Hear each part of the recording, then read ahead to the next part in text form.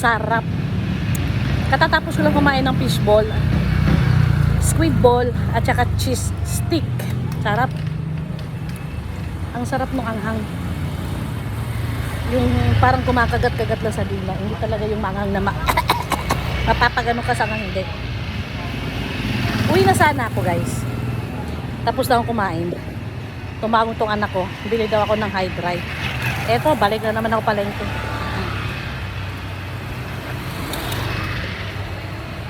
Kasi sinabi ko kasi nandito pa ako sa Curtin Avenue. Tapos sabi niya, anong ginagawa mo dyan? Sabi ko, kumain akong fishball. Sabi niya, sige nga, mag-video ka nga. Kung kumakain nga fishball, sinin ko yung video. Sarap.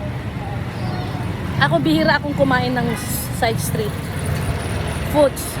Kasi maselan ang tiyan ko sa mga ganyan. Kasi dati na nadala ako, kahiligan ko sa ganyan kahit saan sana ako kumakain. Na ano ako na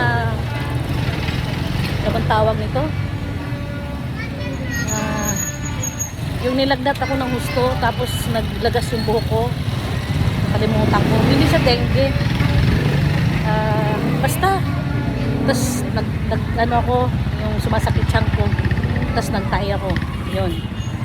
Tapos sabi nung doktor nung nagpa-check up ako, may nakain daw akong bakterya sa pagkain. Tapos tinanong ko nung doktor kung ano yung huling kong kinain, ganyan-ganyan.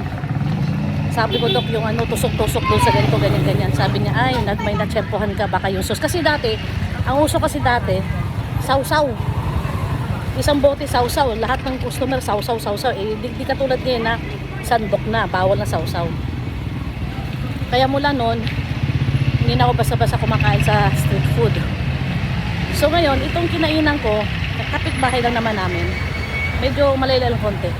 Malinis siya. Kasi, yung displayhan niya, basta malinis siya. Dahil lagi ko ito nakikita. At saka, isa pa, yung sausawan, kanya-kanyang sausaw. Kailangan mo talaga sandukin, lilipat mo sa baso. At binabawal din nila yung customer na sa sausaw. Yan. So, napakain ako, nag-crave ako dahil sa tagal, ilang buwan na hindi ako nakakain. Kaya, bigla akong dumaan. Eh, tiyempo naman itong anak ko tumawag ko sa anak ko. Ito na, nandito na ako sa Mercury Drug. So, dito muna tayo. Ay, pila.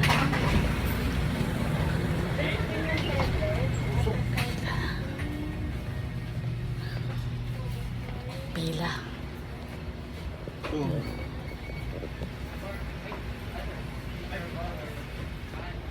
Kung senior ka, doon naman sa kabilang senior. So dito yung mga non-senior.